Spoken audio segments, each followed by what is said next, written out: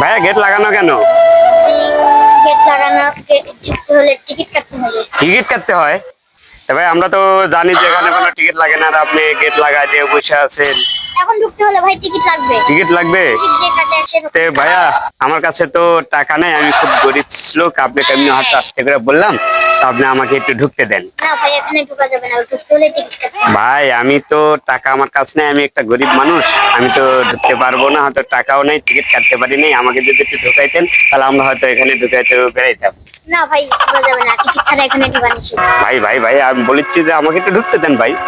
একটা লোক যদি ভিতরে যায় আপনাদের কোনো সমস্যা হবে না, কারণ একটা লোকের জন্য এটা হয়তো বন্ধও থাকবে না বা কাউন্টারে কোনো অসুবিধা হবে না, আপনি আমাকে ঢুকতে দেন। না ভাই এখানে ঢোকা যাবে না, আপনি যে টিকিট কেটে আসেন তারপর ঢুকবেন। না ভাই আমি খুব গরিব একটা মানুষ, আপনি আমাকে ঢুকতে দেন, আমি টিকিট ছাড়াই ঢুকতে চাচ্ছি।